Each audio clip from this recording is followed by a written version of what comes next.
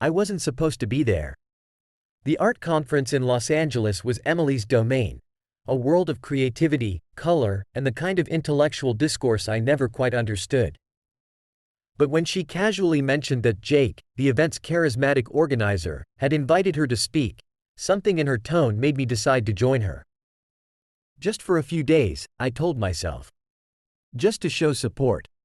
The gala was in full swing when I arrived. The grand hall buzzed with laughter, the clinking of glasses, and the soft hum of whispered conversations.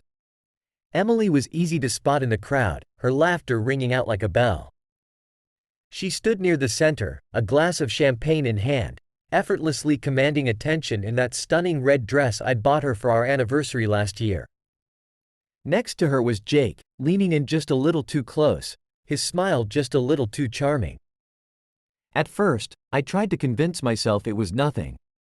Emily had always been friendly, maybe a bit too open with people.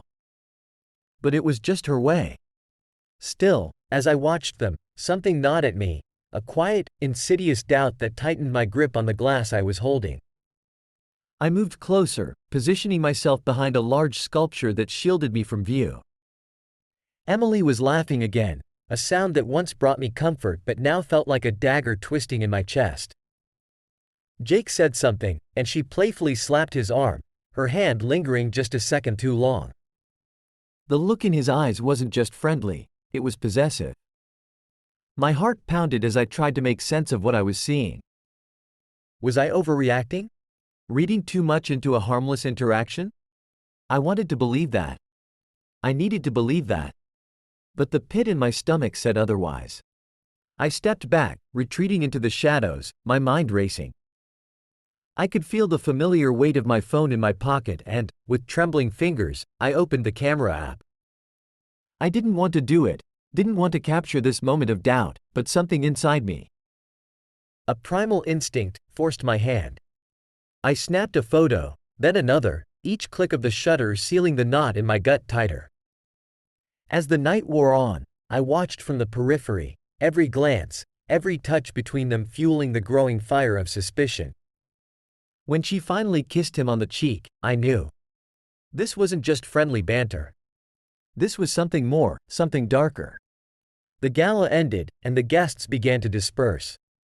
Emily and Jake moved towards the exit together, their hands brushing against each other in a way that could only be described as intimate. I waited until they were out of sight before I slipped out of the venue, my mind already formulating a plan. I had the evidence. Now, it was time to act. The next morning, I woke up early, my mind still reeling from what I had witnessed the night before. Emily was asleep beside me, her face peaceful, oblivious to the storm brewing inside me. As I stared at the ceiling, the images of her and Jake flashed through my mind, each one more painful than the last.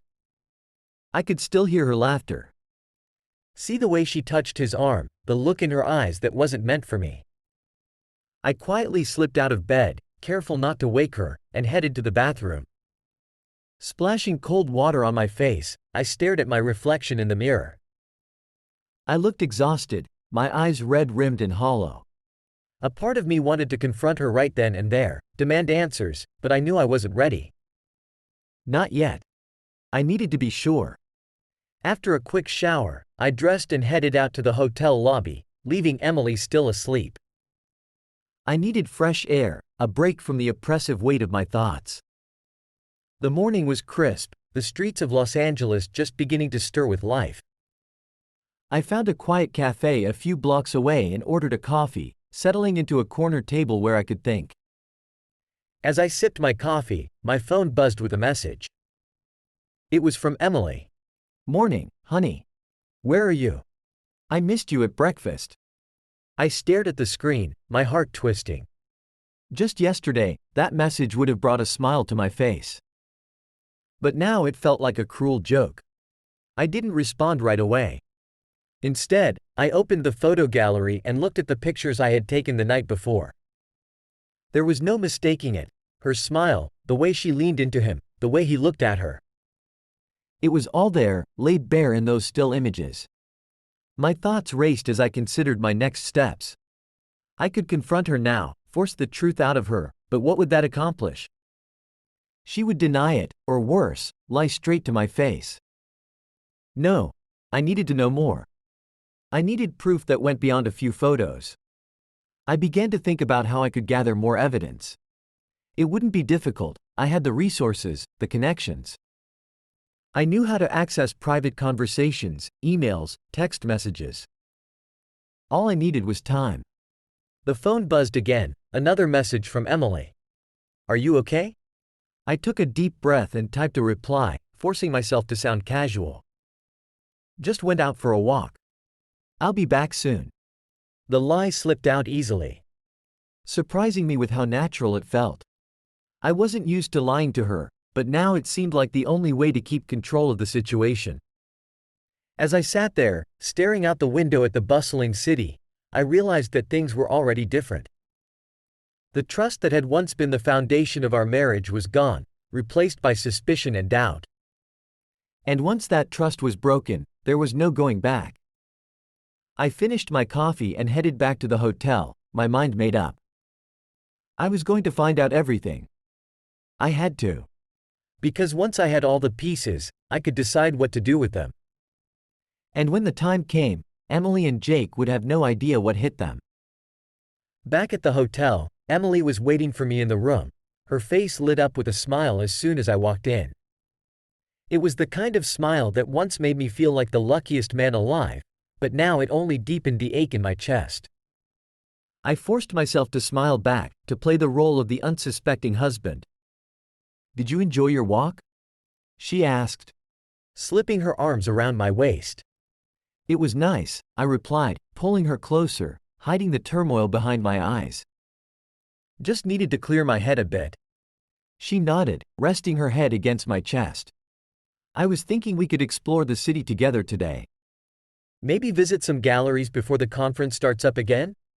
Sounds good, I said, my voice steady despite the storm raging inside me. Let's make a day of it. As we wandered through the streets of Los Angeles, stopping at various art galleries and cafes, I kept up the facade of the devoted husband. But every smile, every laugh we shared, felt like a lie. My mind was elsewhere, already planning my next move.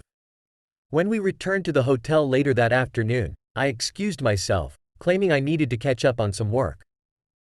Emily didn't question it, instead heading to the bathroom to freshen up.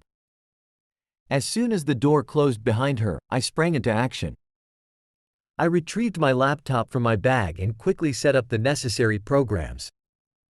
Over the years, I had picked up a few tricks, ways to monitor communications, access private messages, track locations. I never thought I'd have to use them like this, but desperation makes a man resourceful. Within minutes, I had access to Emily's phone. I scrolled through her messages, emails, even her social media accounts. At first, there was nothing out of the ordinary, just the usual chats with friends, family, and colleagues. But then I found the thread with Jake. The conversation was flirtatious. Subtle at first, but quickly growing more intimate. They talked about the conference, shared inside jokes, and made plans to meet up later that evening. My hands tightened into fists as I read through their messages, each word confirming my worst fears. They were planning to meet at a bar downtown after the conference. Jake was suggesting a place known for its discreet atmosphere, somewhere they wouldn't be recognized. I could feel my blood boiling as I read his words, the casual way he spoke about my wife. As if I didn't exist. I closed the laptop and sat back, trying to calm myself. I had the proof I needed. Now it was just a matter of timing. I couldn't confront them tonight, I needed to wait, to be patient. There was still more to uncover, and I wanted to be absolutely sure before I made my move. Emily emerged from the bathroom, looking refreshed and happy. Ready to head out for dinner? She asked, oblivious to the fact that her world was about to come crashing down. Yeah, I said, forcing a smile. Let's go. As we headed out for dinner, I couldn't shake the feeling of betrayal that clung to me like a second skin. But I kept it hidden, buried deep under the surface. I would play along for now, keep the charade going until the time was right. Tonight, She would meet Jake, thinking she was safe, that their secret was still intact. But I would be watching, gathering every last piece of evidence. And when the time came, I would use it all against them. The trap was set. All I had to do now was wait. Dinner was a quiet affair, though not for lack of conversation. Emily chatted about the conference, the people she had met, and the exciting opportunities that might arise from her presentations. I nodded along, making the appropriate sounds of encouragement, but my mind was elsewhere. Every word she spoke only reminded me of the deceit that lay beneath her cheerful exterior. She didn't mention Jake, and I didn't ask. The silence between us on that subject was deafening. A chasm that neither of us dared cross. But it wasn't long before she looked at her watch, her eyes betraying a flicker of something, anticipation, maybe even guilt, before she masked it with a smile. I was thinking of meeting up with some colleagues for drinks, she said casually as we finished our meal. It's just a networking thing. You don't have to come if you're tired. It was a perfectly reasonable excuse, one I might have believed had I not already known the truth. Go ahead, I replied, keeping my voice steady. I'll just head back to the hotel and relax. Are you sure? She asked, a hint of hesitation in her voice. Yeah, I said, giving her what I hoped was a reassuring smile. You go have fun. I'll see you later. She seemed relieved as she kissed me on the cheek and slipped out of the restaurant, leaving me alone with my thoughts.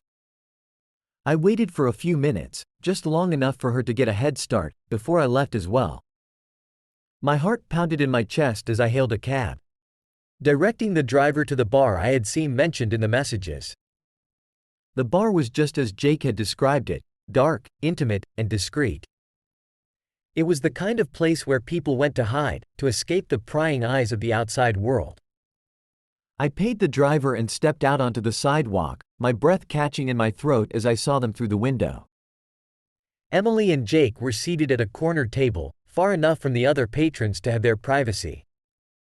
They were leaning in close, their heads almost touching as they spoke in hushed tones. Emily was laughing at something Jake had said, her hand resting lightly on his arm. I could feel the anger rising within me, a white-hot rage that threatened to consume me entirely. But I forced myself to stay calm. I wasn't here to confront them, not yet. I needed to gather more evidence, to be absolutely certain that there was no way out for either of them. I pulled out my phone and took a few pictures from outside, capturing the scene through the tinted glass. I slipped into the bar, careful to keep a low profile as I found a seat at the far end of the room.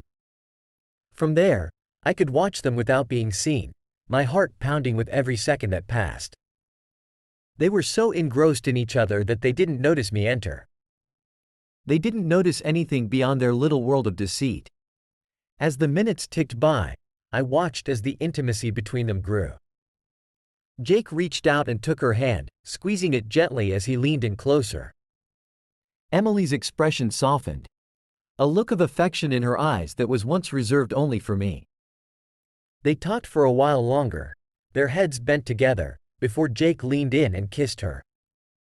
I felt my stomach drop, the sight of them kissing a final nail in the coffin of our marriage.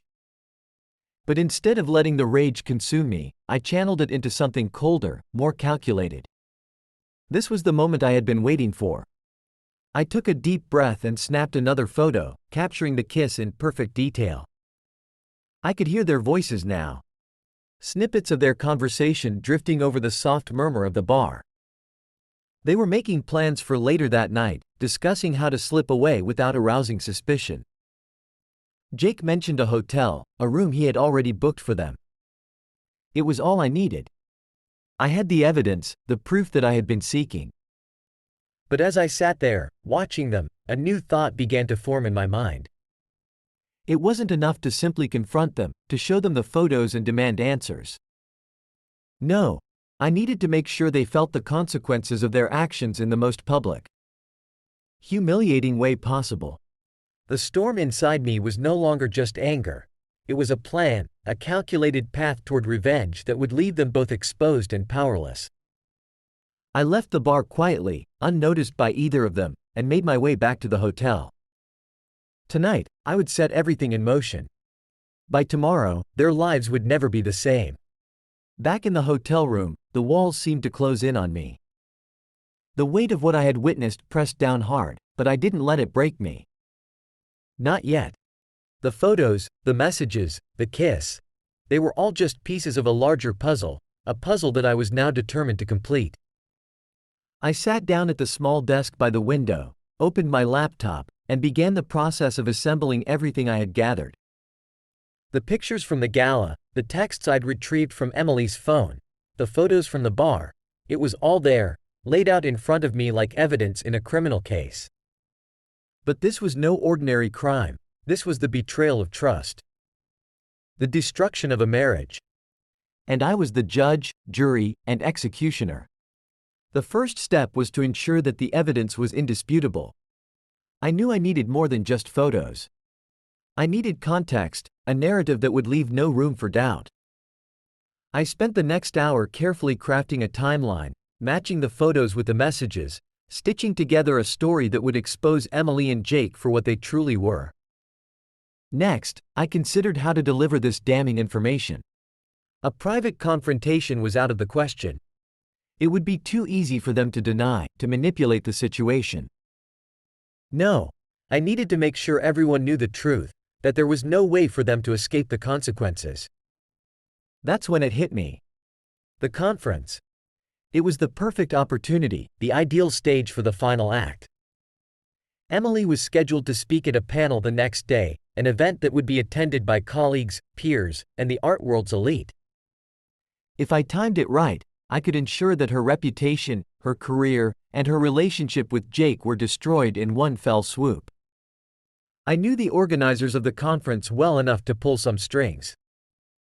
After all, I had worked in the business world long enough to have connections in the right places. It wasn't hard to arrange for a video to be played at the beginning of her presentation. All I had to do was send the file. But I wasn't going to send it yet. I needed to see how far Emily and Jake would go. I needed them to dig their own graves a little deeper before I delivered the final blow. And that meant letting them believe, for just one more night, that their secret was safe. I could hear Emily in the hallway, her footsteps growing louder as she approached the room. I quickly closed the laptop and slid it back into my bag, composing myself just in time for her to walk through the door. She smiled at me, her face flushed from the alcohol and excitement of the evening. "Hey," she said, dropping her purse on the bed. "Sorry I'm late. The drinks went longer than I expected." "No worries," I replied, forcing a smile. "I'm glad you had a good time." She sat down beside me, leaning in for a kiss, but I turned my head slightly, letting her kiss land on my cheek. She didn't seem to notice, too wrapped up in her own world to see the cracks forming in ours. "I'm exhausted," she said, standing up and heading for the bathroom. "I think I'll just wash up and go to bed. Tomorrow's a big day." "Yes," I said, my voice steady. "It is." As she disappeared into the bathroom, I let out a breath I didn't realize I'd been holding. Tomorrow was indeed a big day, one that neither of us would forget. I just hoped she was ready for what was coming. Once Emily was asleep, I retrieved my phone and made a few quick calls, confirming the final details of my plan. Everything was in place.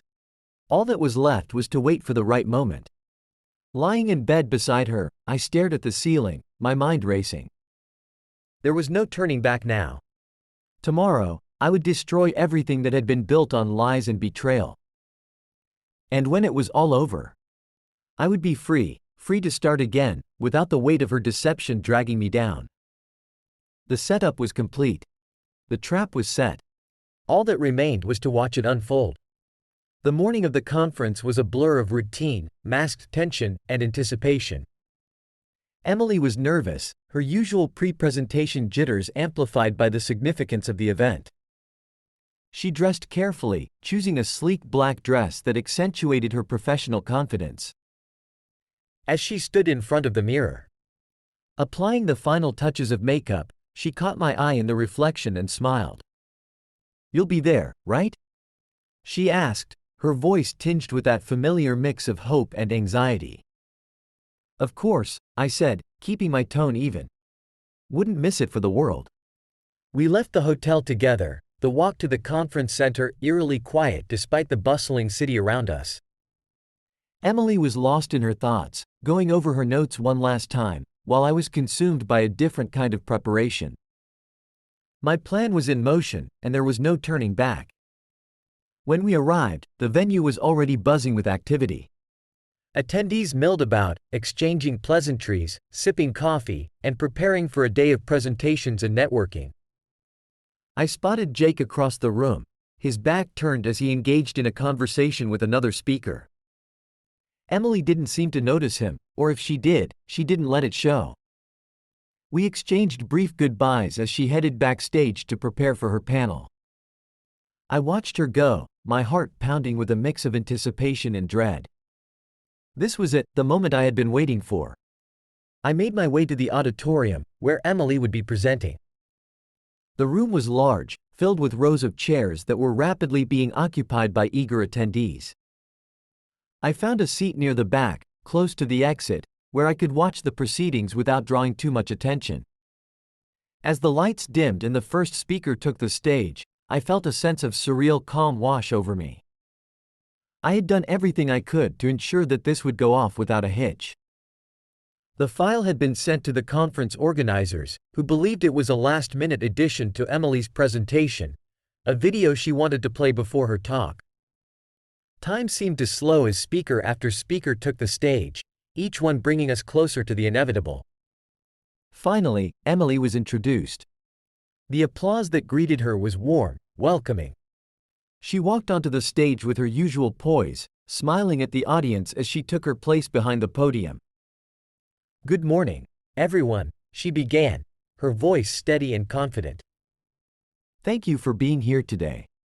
Before I begin my presentation, I'd like to share a short video that I believe encapsulates the theme of my talk." The lights dimmed further, and the screen behind her flickered to life. I could feel the air change in the room, the collective anticipation of the audience as they waited for the video to start. But instead of the professional montage they were expecting, the screen filled with something else entirely. It was the footage I had pieced together, the photos of Emily and Jake at the gala, the messages they had exchanged, the images from the bar, and finally, the video of them kissing. The room fell into a stunned silence, the kind that only comes when the unthinkable unfolds right before your eyes. I watched as Emily's face drained of color, her expression frozen in horror as she turned to see what was being shown. The audience, too, was in shock, whispers and gasps rippling through the room as they realized what they were witnessing. For a few excruciating moments, no one moved. It was as if time had stopped. Then, Emily reacted, a strangled cry escaping her lips as she lunged for the podium, desperately trying to stop the video.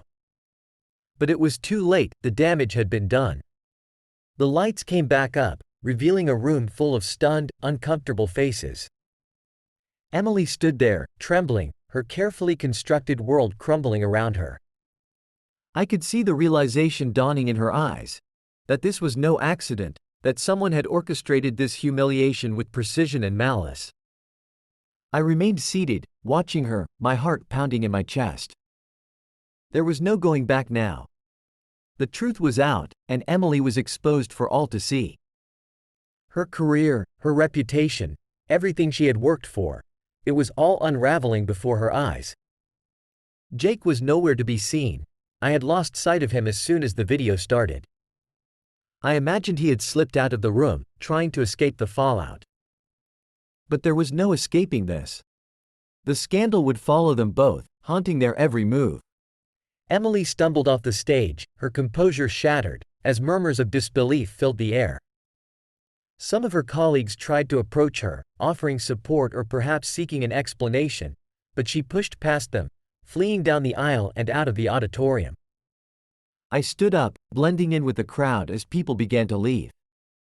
My heart was still racing, a strange mix of satisfaction and emptiness settling in my chest. I had done it. I had exposed her, humiliated her in the most public way possible. But as I walked out of the conference center, I couldn't help but wonder if this victory was as sweet as I had imagined. Emily's world had been destroyed, but so had mine.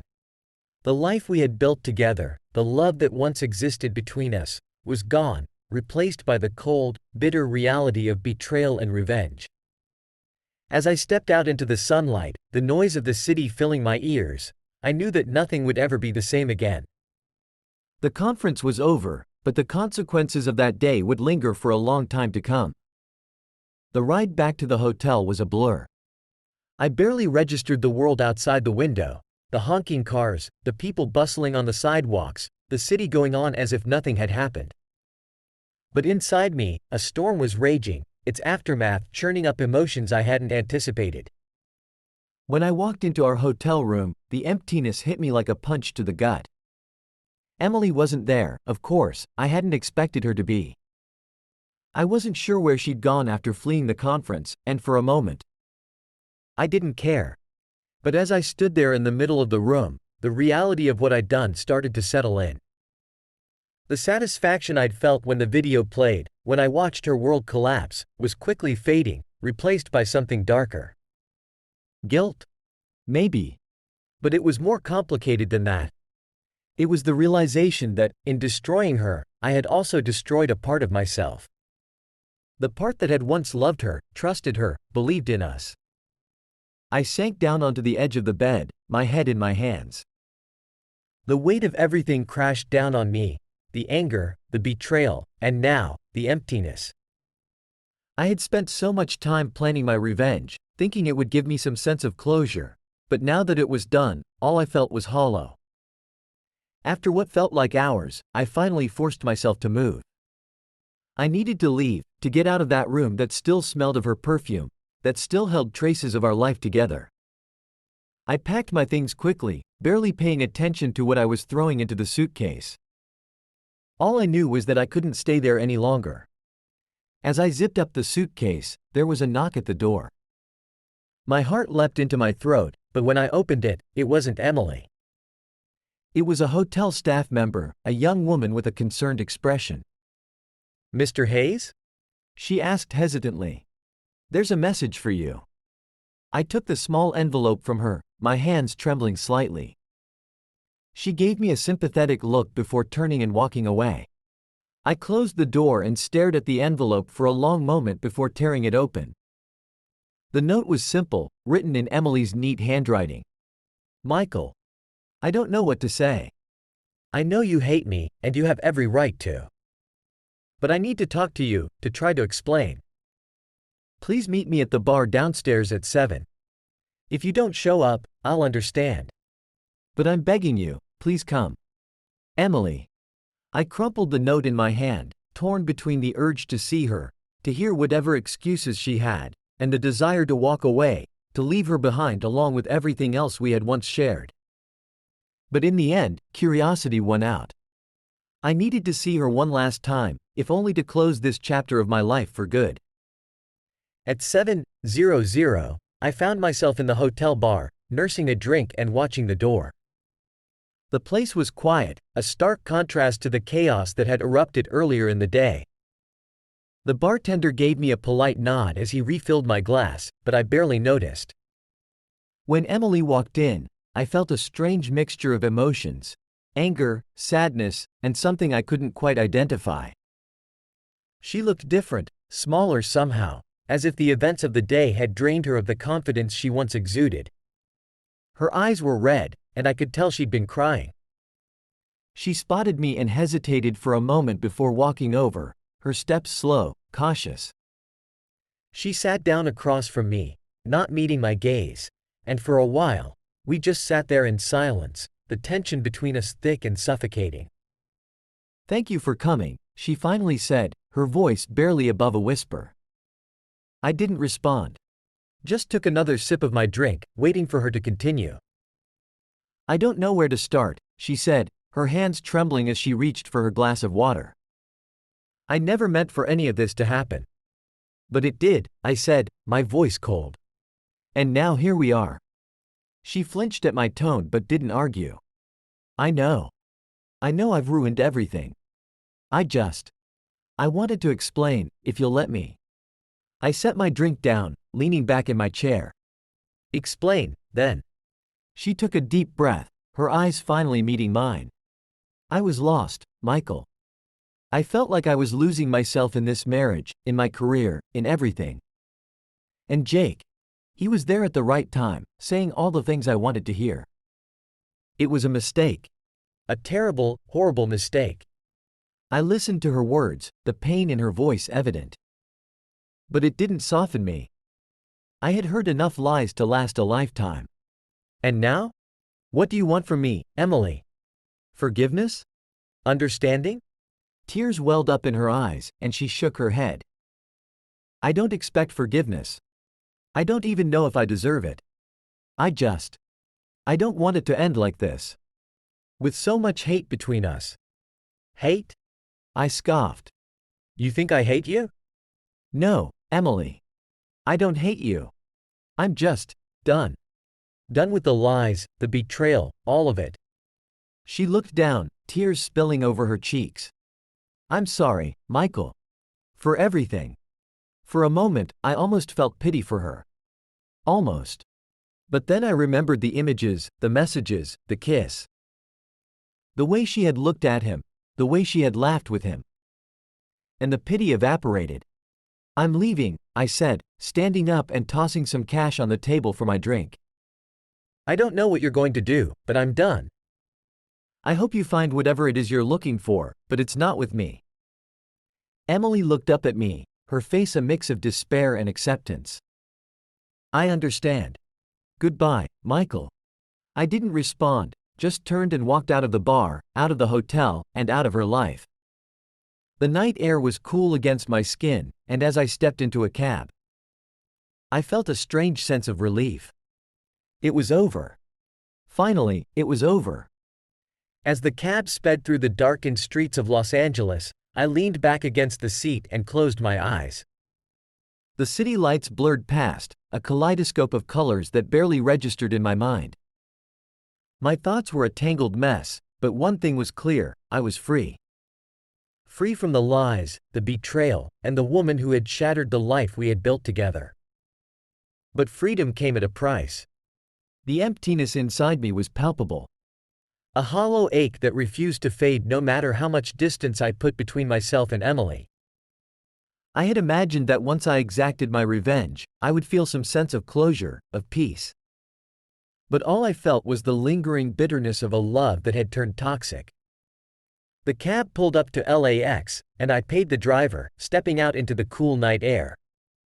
The terminal was busy, even at this late hour, with travelers rushing to catch red-eye flights to destinations far and wide.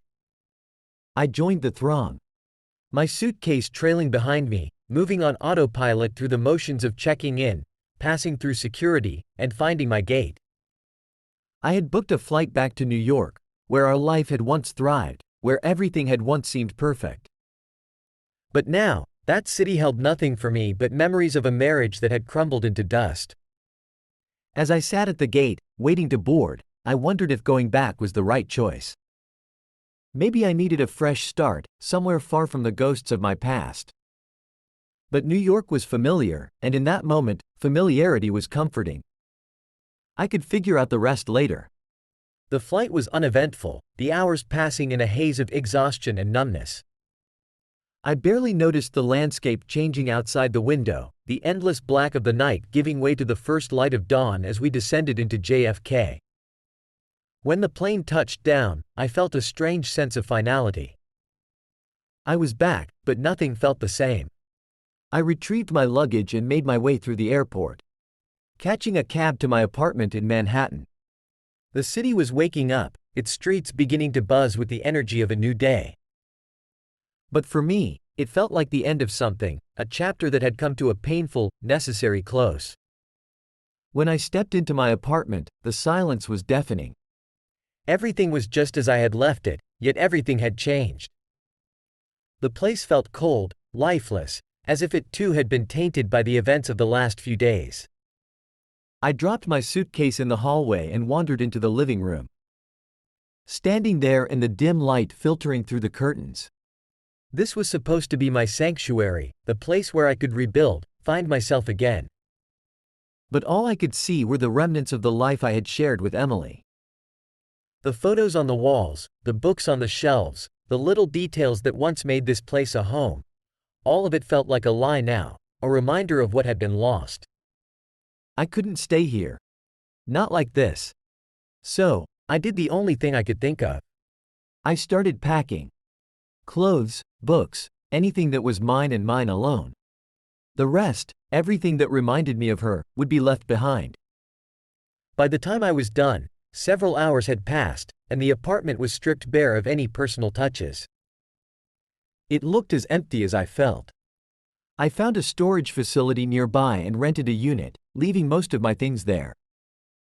It was a temporary solution, a way to put some distance between myself and the life I was trying to leave behind. With nothing left to tie me down, I checked into a hotel for the night, my mind racing with thoughts of what to do next. I knew I couldn't stay in New York.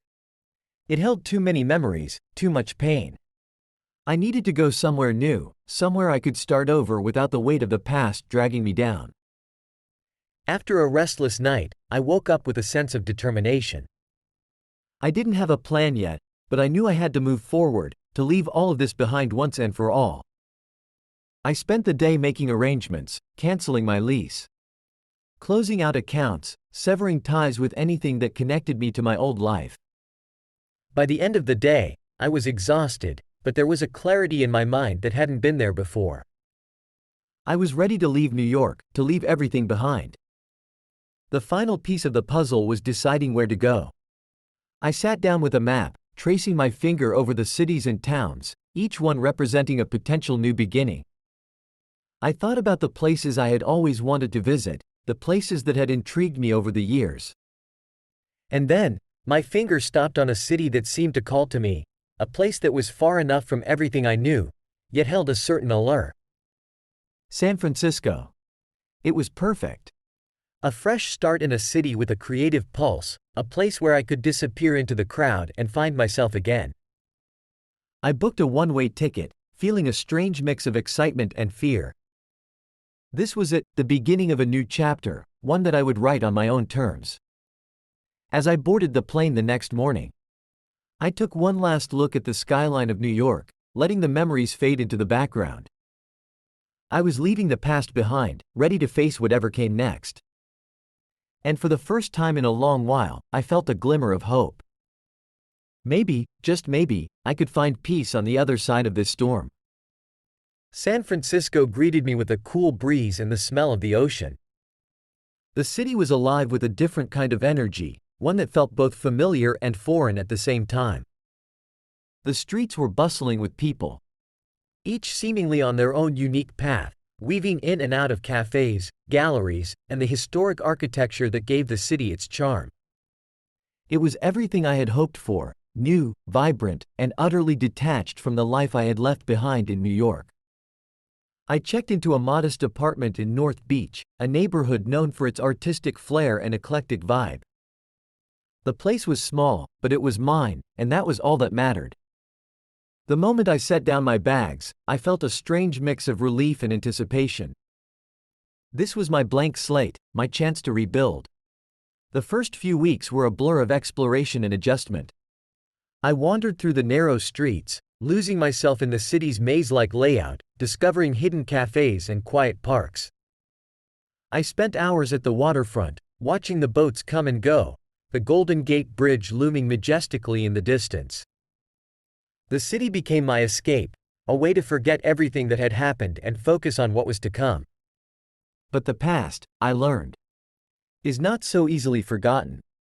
There were nights when the silence of the apartment became too loud, when the memories of Emily and what I had done in Los Angeles crept back into my mind. On those nights, sleep was elusive, and I would find myself staring at the ceiling, wrestling with the ghosts of my choices. To distract myself, I threw myself into my work. I had taken on freelance projects, using my skills as an architect to design small-scale renovations for local businesses. It wasn't the high-profile work I had done in New York, but it was fulfilling in its own way. The projects kept me busy, gave me a sense of purpose, and allowed me to start building connections in the community. One of the first people I met was a woman named Clara, the owner of a small, independent bookstore just a few blocks from my apartment. She had hired me to redesign the store's interior, wanting to create a more inviting space for customers. Clara was warm, with a sharp wit and an infectious laugh that made it easy to talk to her. Over the course of the project, we became friends, and she introduced me to others in the neighborhood, slowly pulling me into the fabric of the community. Clara's bookstore became a regular haunt of mine, a place where I could escape the noise of the city and lose myself in the comfort of books. She would often join me for a coffee after closing time, and we would talk for hours about everything and nothing, about life, art, and the choices we make. One evening, after the store had closed and the lights had been dimmed, Clara asked me about my past. It was a simple question, but it hit harder than I expected. I had been so focused on moving forward, on starting over, that I had avoided talking about the reason I had come to San Francisco in the first place. I don't want to pry, Clara said, her voice gentle. But you never talk about what brought you here. I get the sense that you're running from something. I hesitated, unsure of how much to reveal. But something about Clara made it easy to open up. Maybe it was the way she listened, or the fact that she didn't push, just waited patiently for me to find the words. I admitted finally, staring down at my coffee. Running, I mean. I was married, back in New York. We were together for a long time, but things fell apart. She cheated on me, and I didn't handle it well. Clara didn't say anything, just nodded, encouraging me to continue. I found out she was having an affair during a conference in Los Angeles. Instead of confronting her, I planned this whole thing to expose her in front of everyone. It was public, humiliating. After it was over, I couldn't stay in New York. I needed to get away, to start fresh. Clara was quiet for a moment, her eyes full of understanding. That must have been hard, she said softly. I can't imagine what it was like, going through something like that. It was, I replied, feeling a lump form in my throat. And I thought revenge would make me feel better, but it didn't. It just left me empty. That's why I came here. I needed to find myself again, to figure out who I am without all of that baggage. Clara reached across the table and gently squeezed my hand. You're doing the right thing, Michael. It's not easy to start over, but you're taking the steps you need to heal. And you don't have to do it alone. You've got friends here, people who care about you. Her words were a balm to my wounded soul, a reminder that there was still kindness and goodness in the world. For the first time since I arrived in San Francisco, I felt a flicker of hope, a sense that maybe, just maybe, I could find peace here. As I walked back to my apartment that night, the city lights twinkling around me, I realized that I was beginning to feel at home. The past would always be a part of me, but it didn't have to define me. I was in control of my future, and for the first time in a long while, that future seemed bright. San Francisco was giving me the chance I needed, to heal, to grow, to rediscover who I was. And with each passing day, I was finding the strength to leave the past behind and embrace whatever came next. Months passed in a blur of work and new beginnings. I settled into life in San Francisco, finding a rhythm that felt natural, even comforting. My connection with Clara deepened. She became a close friend, someone I could confide in without fear of judgment. She introduced me to her circle of friends, a group of artists, writers, and musicians who embodied the creative spirit of the city. For the first time in a long while, I felt like I was part of something, like I belonged. But despite the progress I had made, there was still a part of me that couldn't let go of the past. Emily's betrayal, the way I had retaliated, and the life I had left behind in New York, they all lingered like shadows, just out of reach but never fully gone. I had come to San Francisco to escape, to start fresh, but deep down, I knew that I couldn't truly move on until I faced what I had done. It was Clara who helped me realize this.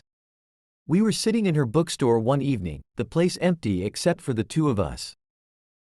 The city outside was alive with its usual nighttime energy, but inside, it was quiet, peaceful.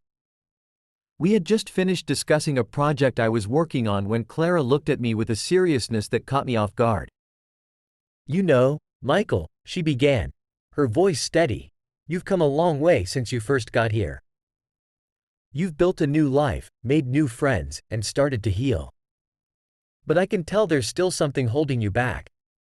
I looked at her, unsure of what to say. She was right. Of course, but I wasn't ready to admit it. Not yet. I don't know, I replied, trying to deflect.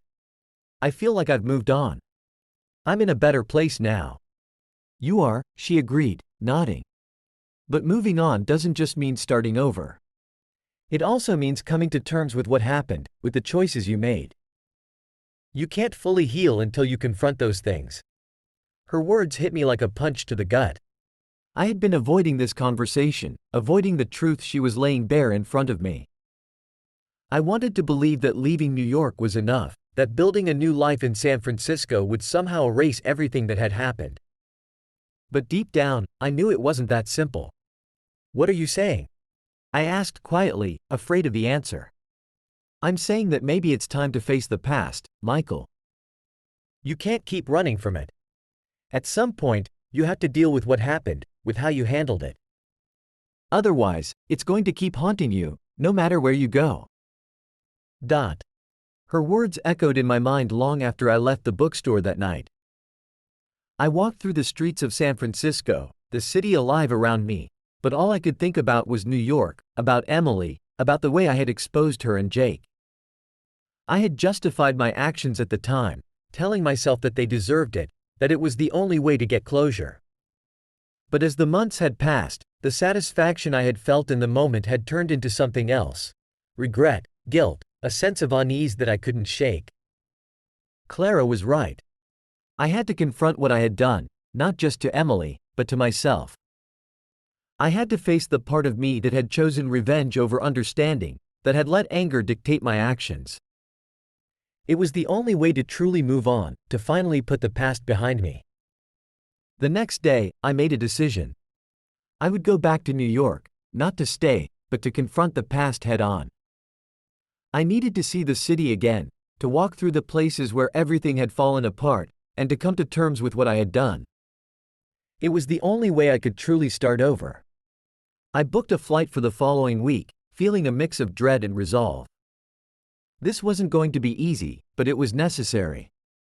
San Francisco had given me a new beginning, but I couldn't fully embrace it until I dealt with the ghosts of my old life.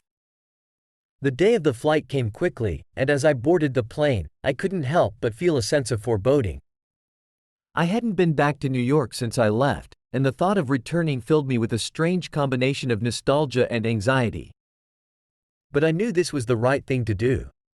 I couldn't keep running forever. The flight was long, giving me plenty of time to think about what I would do when I got there.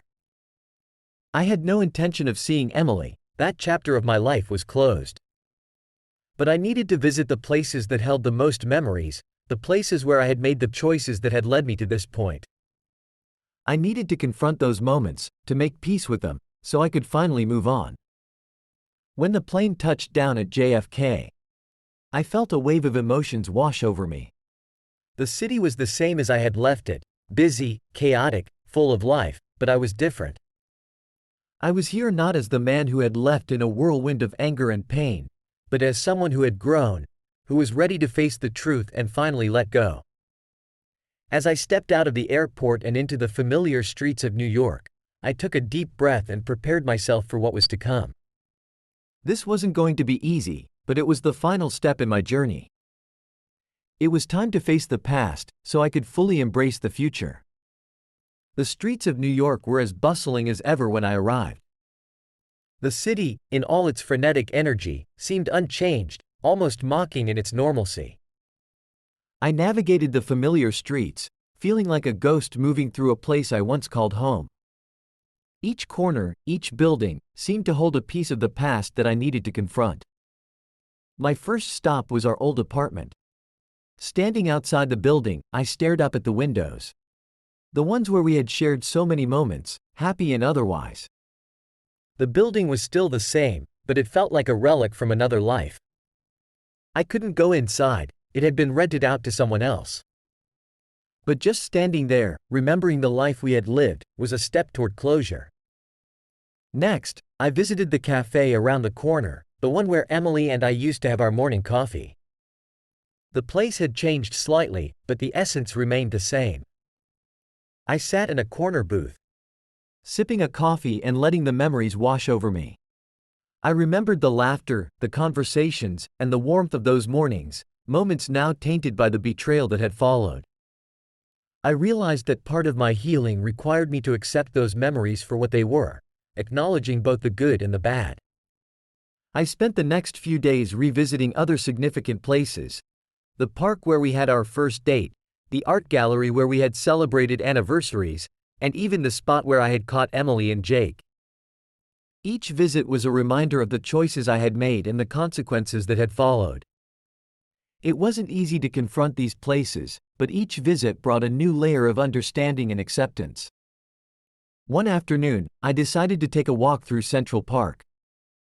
It was a place of solace for me, a green oasis in the midst of the city's chaos. I wandered aimlessly, letting the rhythm of the park's paths guide me. As I walked, I reflected on the anger and pain that had driven my actions. I could see now that my need for revenge had been fueled by hurt and a desire to regain control. The realization was both humbling and freeing. My final stop was a small, nondescript office building where Emily's office was located. I had no intention of confronting her, but I felt that seeing the place where she had worked was an important part of this process.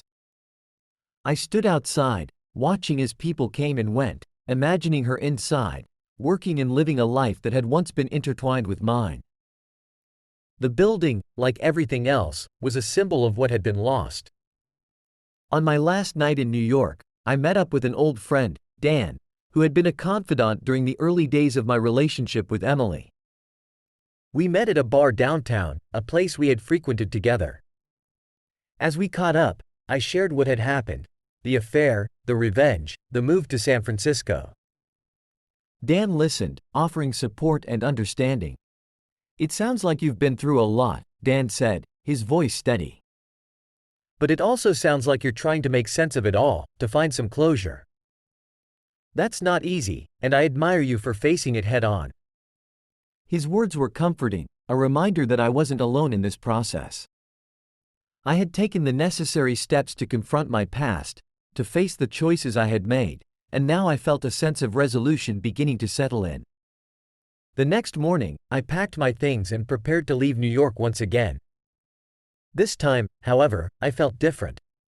I had come to terms with the past, and it no longer held the same power over me. I had faced the places and memories that had haunted me, and I was ready to move forward with a renewed sense of clarity and purpose. As I boarded the plane back to San Francisco, I took one last look at the city, feeling a strange mix of sadness and relief.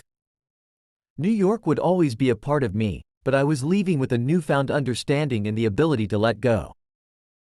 I was heading back to my new life, to the city that had offered me a fresh start and a chance to rebuild. The journey had been difficult, but it had been necessary. I was ready to embrace the future with an open heart, knowing that I had faced the past and was prepared to move forward. Returning to San Francisco felt like stepping back into a dream I was slowly crafting into reality. The city greeted me with its familiar fog and vibrant life, offering a sense of belonging that I had begun to cherish. The trip back to New York had been a necessary journey, one that allowed me to confront the past and finally release the burden of guilt and regret that had been weighing me down.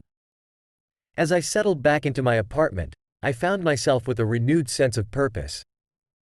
The healing process wasn't complete, but I had taken a significant step towards understanding and accepting what had happened. The clarity I had gained in New York now needed to be channeled into something positive, into making the most of my new beginning. I returned to my work with a fresh perspective. The projects I had been handling were not just tasks to complete but opportunities to infuse my creativity and passion into something meaningful. I began to approach each assignment with a renewed enthusiasm, focusing on the joy of creation rather than the shadows of the past. One project that stood out was a renovation for a local community center. The design was meant to reflect the vibrant and diverse spirit of the neighborhood, and I poured my heart into it. The project became a symbol of my new beginning, a tangible representation of the fresh start I had been given. The feedback from the community was overwhelmingly positive. And the center became a hub of activity, a testament to the impact of my work. Clara continued to be a significant part of my life, her friendship providing support and encouragement as I navigated this new chapter. We spent more time together, not just in the bookstore but exploring the city, attending art shows, and enjoying the small pleasures that San Francisco had to offer. Her presence was a constant reminder that I wasn't alone in this journey, that I had built connections that mattered. In one of our conversations, Clara asked me how I was feeling about everything now. I reflected on the question, realizing how far I had come since my arrival in San Francisco. "I'm starting to feel like myself again," I said. "Like I'm no longer defined by what happened in the past. I'm learning to embrace the future, to focus on the present and what lies ahead." Clara smiled, her eyes filled with understanding. "That's the most important thing," she said. "You're finding your way, and that's what matters." As the months passed, I continued to build my life in San Francisco. I took up new hobbies, joined local groups, and started exploring parts of the city I had yet to discover. Each day was an opportunity to grow, to learn, and to redefine who I was outside of the shadows of my previous life. One of the most significant changes was my approach to relationships. I had spent so much time focused on the betrayal of my past that I had neglected to consider what I wanted moving forward. I began to open up to the possibility of new connections. Not just romantically but also professionally and personally. I allowed myself to be vulnerable, to trust again, and to embrace the idea of building meaningful relationships. One evening, as I walked along the waterfront, watching the sun set over the bay, I felt a profound sense of peace. The journey had been long and arduous, but it had led me to a place where I could finally appreciate the beauty of the present. I had learned that while the past was a part of me, it didn't have to define my future. The city of San Francisco had become more than just a backdrop for my new beginning. It had become a partner in my journey of self-discovery and renewal. Each day in this vibrant, dynamic city was a reminder that life could be rebuilt, that even after the darkest moments, there was always a chance for a new start. As I continued to move forward, I embraced the possibilities that lay ahead, knowing that the past was behind me, and the future was a canvas waiting to be painted. With each step, I felt more confident in my path, ready to face whatever came next with hope and determination. The days turned into weeks, and the weeks into months. Life in San Francisco continued to unfold in ways I hadn't anticipated. My work, my friendships, and the vibrant life of the city began to weave together into a tapestry of fulfillment and new beginnings. Each day brought a new experience, a new opportunity, and a renewed sense of purpose. One crisp autumn morning, I walked through the streets of the city, feeling a deep sense of contentment. The leaves were turning golden and red, and the air was filled with the aroma of fresh coffee and pastries from the local cafes. It was a reminder of how much I had come to appreciate the simple pleasures in life, and how far I had come since the chaos of my past.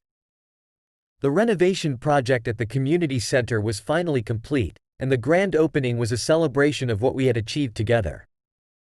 The center buzzed with activity, from art classes to community meetings. And the space had truly become a hub of creativity and connection. Seeing the impact of my work on the community was immensely rewarding, reinforcing my belief that I was on the right path. During the opening event, Clara and I shared a moment of quiet reflection. The center was bustling with people, and I looked around, feeling a sense of pride and accomplishment. Clara joined me on the balcony overlooking the crowd, and we stood in companionable silence. "You've done something amazing here," she said, her voice filled with genuine admiration. "It's not just me," I replied. "It's the community, the people who use this space. They make it what it is." Clara nodded, a thoughtful expression on her face. "And you found a way to be a part of that, to contribute something meaningful." It's incredible to see how far you've come." Her words were a validation of the journey I had undertaken. I had gone from a place of deep pain and regret to a place of fulfillment and contribution. The process had been challenging, but it had led me to a place where I felt truly at peace with myself. In the following months, I continued to immerse myself in the community. I took on more projects, each one pushing me to explore new ideas and challenge myself in different ways. I also became more involved in local events, volunteering my time and skills to support various causes.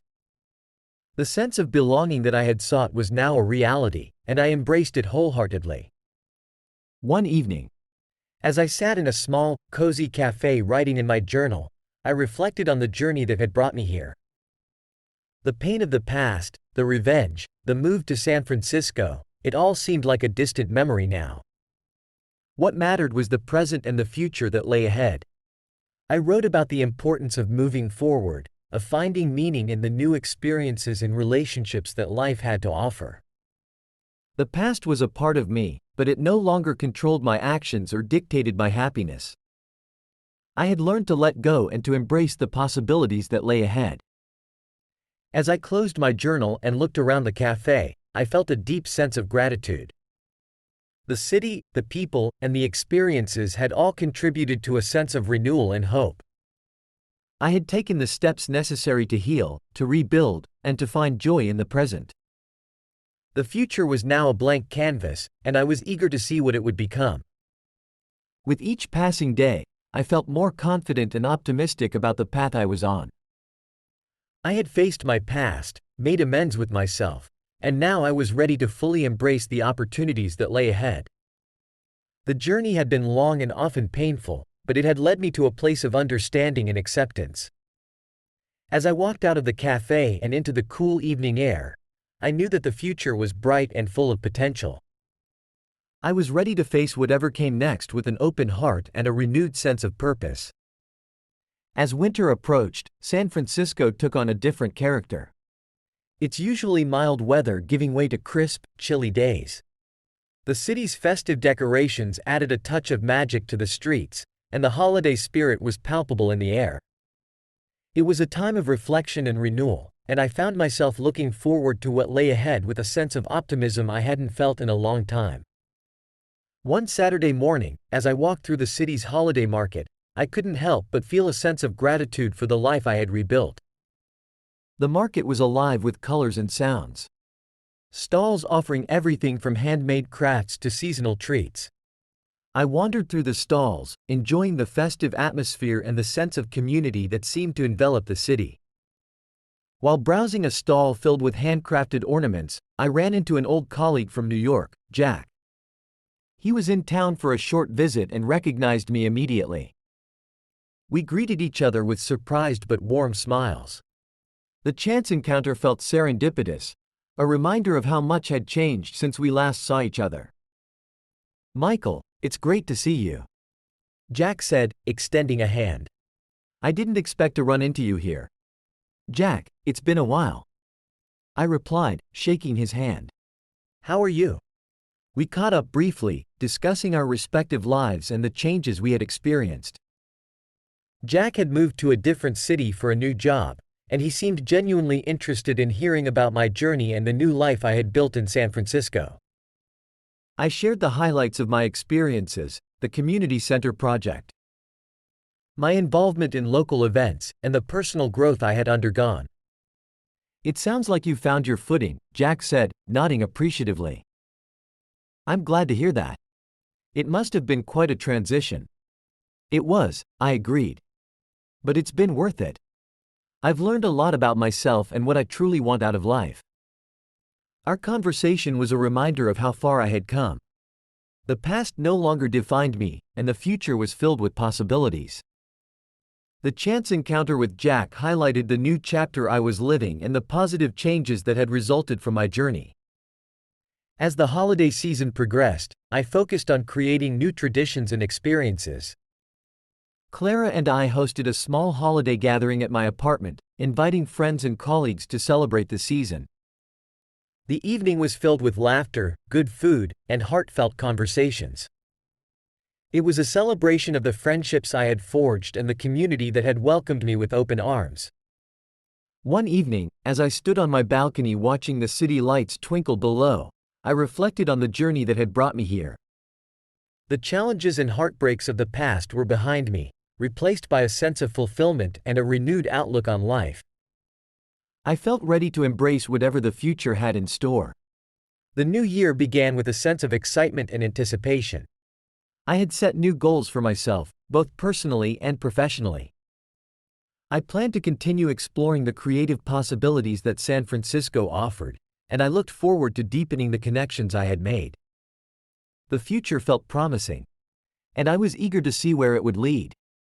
In the months that followed, I remained committed to growth and self-discovery. I continued to pursue projects that inspired me and to engage with the community in meaningful ways. The city had become a place of renewal and opportunity, and I embraced each day with enthusiasm and hope. The past, with its trials and tribulations, had shaped me, but it no longer held me back. I had learned to let go of the pain and to focus on the present and the future. With each step forward, I felt a deeper sense of peace and purpose. As I walked through the city streets, greeted by the vibrant energy of San Francisco, I knew that I was exactly where I was meant to be. The journey had been transformative, and I was ready to continue building a life that reflected my true self. The future was bright, and I was excited to see what new adventures awaited. Spring arrived in San Francisco with its characteristic vibrancy. The city was awash with color as flowers bloomed and the weather grew warmer. The sense of renewal in the air mirrored the changes within me, marking a full circle in my journey of healing and self-discovery. One Saturday, as I walked through Golden Gate Park, I marveled at how different things were compared to a year ago.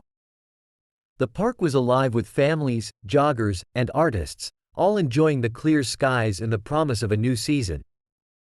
I had become a part of this vibrant tapestry, finding solace and joy in the simple pleasures of life. During a visit to a local art gallery, I ran into Clara, who was there to support a new exhibit by a local artist. We wandered through the gallery, discussing the pieces on display and sharing our thoughts. Clara had been a constant source of support and inspiration, and her presence in my life had been invaluable. "Look at you," Clara said, her eyes sparkling. "You've really made this city your own." "It feels that way," I replied. I found a new rhythm, a new sense of purpose. As we continued to explore the gallery, Clara brought up a topic that had been on her mind. "Have you ever thought about sharing your story? Your journey from the past to where you are now?" I think it could be inspiring to others who might be going through similar struggles. The idea had crossed my mind before, but I hadn't pursued it seriously. Now, as I reflected on Clara's suggestion, it seemed like a natural progression. My experiences had taught me valuable lessons about resilience, forgiveness, and the power of starting anew. Sharing my story could help others find their own path to healing. A few weeks later, I began working on a personal project that had been brewing in my mind, a series of articles and essays about my journey. I wanted to offer an honest account of my experiences, the challenges I faced, and the lessons I had learned. It was a way to give back, to use my story to inspire and support others who might be struggling. As I wrote, I found the process therapeutic. Each word was a step in my own healing, a way to reconcile with the past and embrace the future. I wrote about the betrayal, the revenge, the move to San Francisco, and the eventual rediscovery of joy and purpose. The act of putting my thoughts into words allowed me to see my journey from a new perspective, one that was empowering and hopeful. The articles were well received, and I began to receive messages from readers who found solace and inspiration in my story. Their responses were a powerful reminder of the impact that sharing one's experiences can have. It was gratifying to know that my journey could help others navigate their own challenges. As the year progressed, I continued to grow both personally and professionally. My work flourished, and I found new ways to contribute to the community. I also began to explore new interests and hobbies, expanding my horizons and enriching my life in unexpected ways. One evening, as I sat on my balcony overlooking the city, I reflected on how far I had come. The journey had been long and often painful, but it had led me to a place of fulfillment and peace. I had faced the past, embraced the present, and looked forward to the future with hope and excitement. The city had become more than just a backdrop. It had become a partner in my journey of self-discovery and renewal.